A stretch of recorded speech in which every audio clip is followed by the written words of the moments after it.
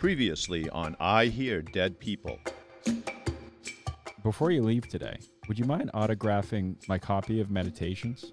I'll meditate on it. I'm just kidding. Of course I will. And please, do not be misled by its pretentious title. The words written in your so-called book were not my theories. So, free will exists? There is most certainly a will, which is directed by right reason in accordance with nature. And so, our actions may be impeded. But there can be no impeding our intentions or dispositions, because we can use reason to accommodate and adapt. Again, my philosophy of life is not a tool, like a knife, to be used for one's particular purposes. It is a way of being, in all situations.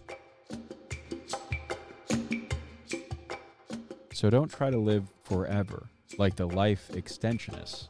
You know, pop hundreds of pills, stem cell replacement therapy, freeze your head, upload your brain to the cloud.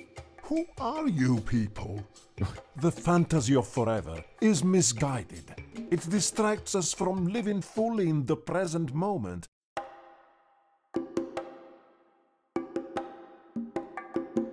And I knew I am. I am what I am. The experiencer is the experienced. And it means looking at things which one takes for granted and suddenly seeing that they're very, very odd. How do you keep your center when everybody around you is losing theirs? And the thing that you call yourself, to which things happen, is just something that happens.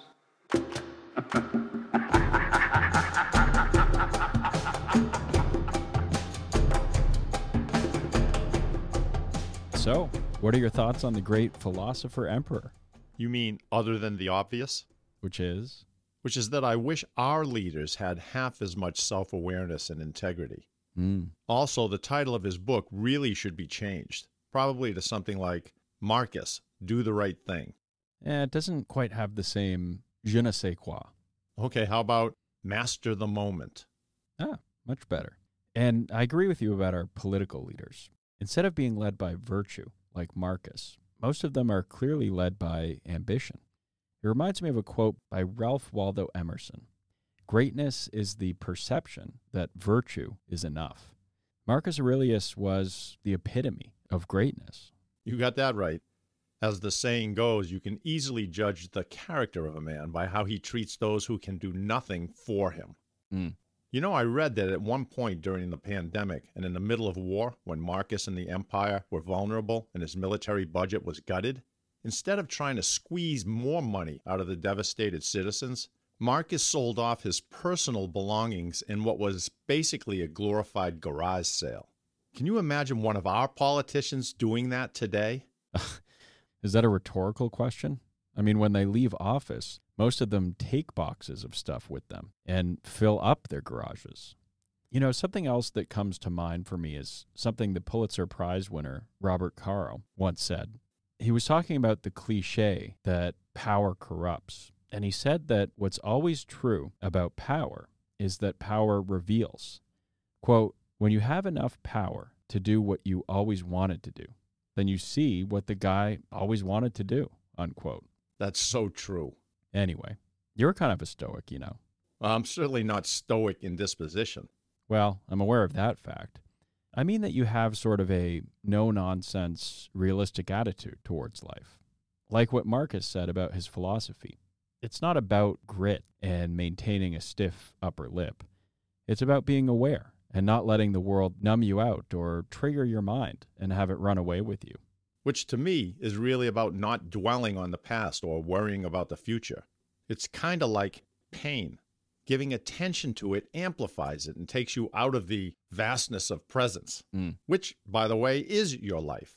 As Marcus wrote, confine yourself to the present, but also view what's going on in your life through the lens of reason. Yeah, but that's a tricky one, because when Marcus talks about reason, he's describing the organic, harmonious manner in which nature flows through the world, and therefore through us. He's suggesting that we should align ourselves with its intelligence, like when we split wood in the direction of its grain, or when surfers ride powerful ocean waves by harmonizing with the rhythm of it, rather than working against it. I see. Unlike Marcus, most people don't reason from that particular worldview and value system. They reason in order to justify their own desires and actions, to themselves and to others. Ah, right. Motivated reasoning. Which is kind of redundant, since most human reasoning is goal-oriented and to hell with whatever gets in the way. The environment, other people. Look, if you think about it, it's like the fear that people have about super-intelligent AI. If it's not tethered to a human value system, they worry that it may develop its own goals and intentions that will unintentionally be antithetical to humanity's well-being. Perhaps even to our very survival, since we may be the problem that's getting in its way.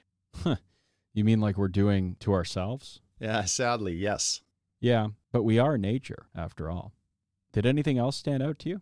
I really like the way he thinks about the people in his life, including his enemies. The fact that they're all part of the divine, like he is, and that their relationship is an integral part of nature's unfolding. If you look at life that way, you'd never treat anyone with malice. You may be aggressive, like while on the battlefield or even when playing some team sports, but you'd never kick anyone out of your heart. It's kind of like when my dog plays with my daughter's dog. I mean, they bare their teeth and growl and get extremely aggressive, but they're not angry or trying to hurt each other. They're releasing energy together. They need and love each other. Yeah, it's like my dog with various pieces of furniture. So what else? Well, the idea that anyone who angers you conquers you. It seems obvious, like most Stoic teachings, but it's obviously not. It reminded me of the 2006 World Cup final between France and Italy, when Zidane, one of the world's greatest players and playing his last game as a professional, headbutted Materazzi for saying something about Zidane's sister. Oh, yeah, I remember that. What the hell did he say? Well, supposedly, after Materazzi tugged Zidane's shirt, Zidane told him, quote, "If you want my jersey, I'll give it to you at the end as a souvenir." You know, they were trash-talking, trying to provoke each other. And Materazzi replied that he'd rather have his sister than his shirt. And bam, headbutt to the chest with more than 700 million people watching. And that one moment of madness probably cost France the World Cup. Maybe. Well, any concluding thoughts? Just something I read recently that revealed the power and beauty of nature that flows through each and every one of us, assuming, of course, that we don't block it. Okay, hold on. Are we nature, or does it flow through us? Both. You're the wave, but you're also the ocean. Damn, okay. Anyway, the story was about a 37-year-old banker in Turin, Italy, who one morning while on his way to the bakery with his girlfriend heard a scream. So he looked up and he saw a 3-year-old toddler crawling out over the ledge of a balcony of an apartment building. He started yelling at her to go back inside, but she didn't hear him and she fell 5 stories. When he saw her fall, he quickly stepped underneath her, closed his eyes, and hoped that everything was going to be for the best. Tell me he caught her. Well, kind of. He ended up saving the little girl by cushioning the blow with his body. He joked afterwards that his extra weight helped him and that now people won't be telling him that it's better if he lost a little weight. Now, we've all heard stories like that before, but it was his response to all of the public attention that made it viscerally clear. He said, "Don't call me a hero. I did everything so naturally. I didn't think of anything and try to do what had to be done. Destiny put us there. Chance, fate. As far as I know, we're all fine. And this, believe me, is the most beautiful thing." Wow. Well, that's a wonderful closing reflection. Thanks for that. And before we say goodbye and get back to being part of that all-powerful force, do you have an interesting fact to share about Marcus? Sure. So this comes from a collection of biographies of Roman emperors called Historia Augusta. Now, is it true? Your guess is as good as mine. So let me set the stage. In ancient Rome during Marcus's reign, young people used to perform dangerous acrobatic feats for the entertainment of paying audiences. And it's written that Marcus made an important change to that custom. Let me read it to you. Among other illustrations of his unfailing consideration towards others, this act of kindness is to be told.